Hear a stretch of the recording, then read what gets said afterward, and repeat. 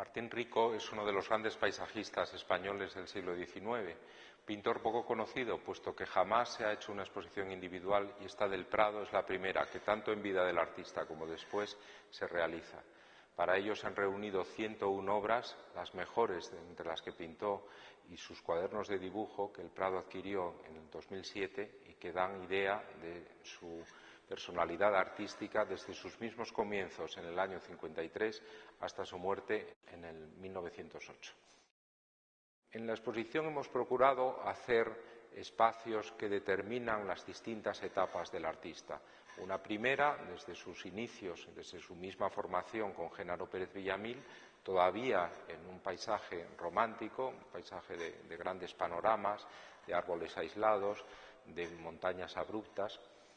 Pinta en Covadonga, pinta en Sierra Nevada, también en la Sierra del Guadarrama, y ese primer espacio, que va desde el año 53 hasta el 61, es el que nos da las claves de su fascinación por el natural. Aun siendo un pintor formado por época todavía en las premisas del romanticismo, ya en esta primera etapa se percibe un afán de voluntad, una voluntad realista, un afán de captar el natural, muy especialmente en las acuarelas, pero también incluso en los óleos. En el segundo espacio ya vemos conformarse la personalidad artística de Martín Rico, primero en su estancia en Suiza, acompañada por una estancia en Londres, en donde ve las obras de los grandes paisajistas británicos, y luego en Francia, donde pinta las riberas de los ríos, el Sena, el Oise, el Marne, y pinta al lado de Camille Pissarro en el año 64, en Saint-Maur, Chenière,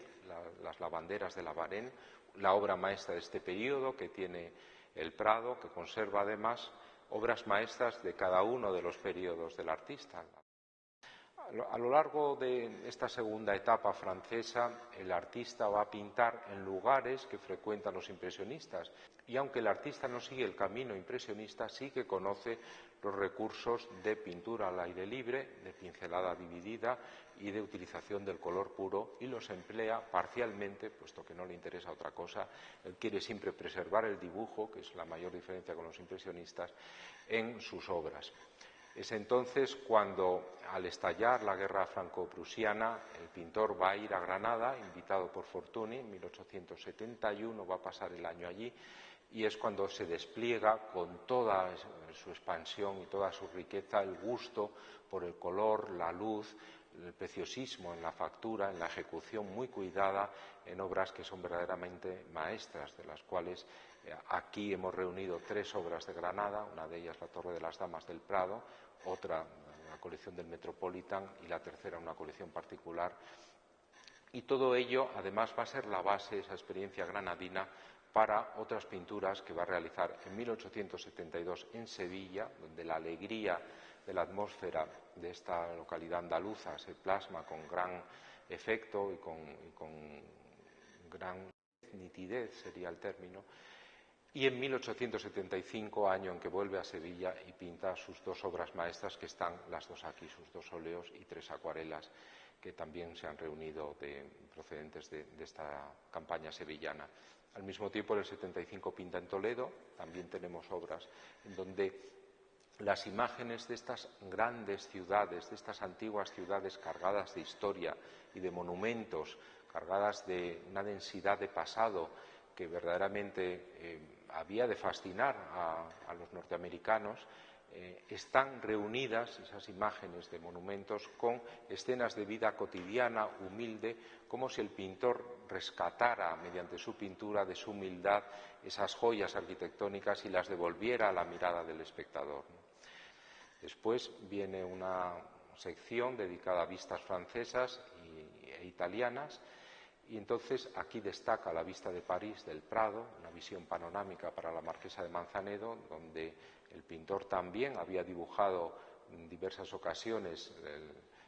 a París y había publicado en algunas de las principales revistas parisinas y también norteamericanas los dibujos parisinos, pero aborda aquí en gran formato esa visión panorámica. Es muy importante también la campaña en la Costa Azul, en 1881. Son las obras con mayor dulzura de color las que hace en Niza y en Beaulieu, junto al Mediterráneo, una luz distinta a la que luego va a tratar en Venecia. Y es importante también su campaña de Chartres en 1876, en donde pinta la Porte Guillaume con viejos recuerdos de la obra de Corot, pero realmente dándole una luminosidad diferente. Y la última sección es la veneciana. Aquí se puede ver en este cuadro de la colección Drexel, uno de los primeros que realiza las vistas venecianas. Cuando llega a Venecia se queda fascinado porque Rico es el pintor de los reflejos en los ríos calmados del Sena o del Oise. A veces elige esclusas o elige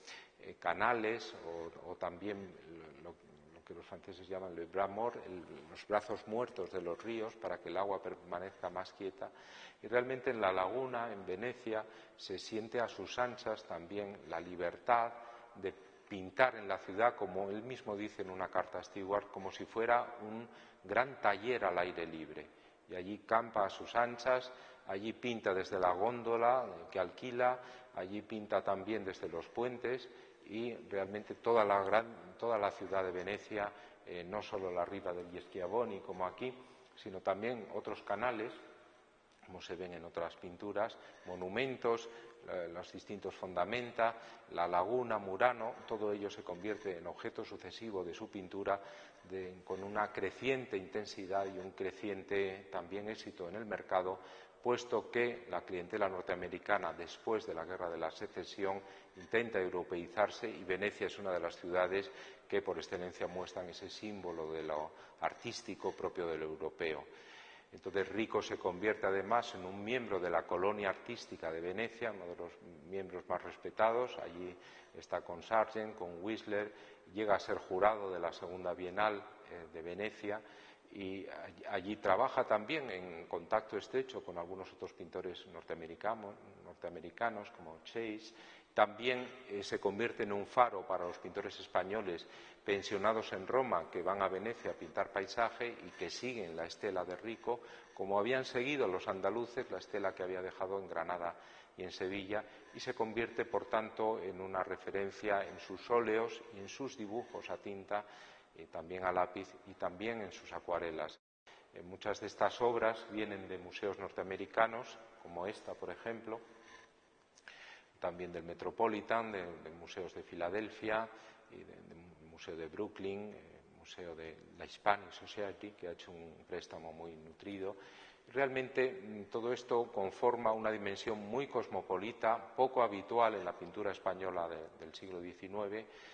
como si viniera a ser el paralelo de Fortuny en el paisaje durante un periodo de tiempo mucho mayor.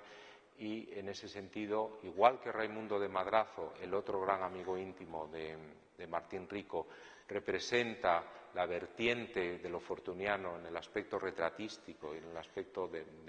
género mundano, así también Rico lo representa en el paisaje, pero con una individualidad y con una especificidad propia. Y además con una trayectoria que arranca antes desde el romanticismo y que llega a esta luminosidad extraordinaria, con este preciosismo del toque y de la materia y con este colorido tan bello que hace que sea un verdadero deleite visual el recorrer la exposición.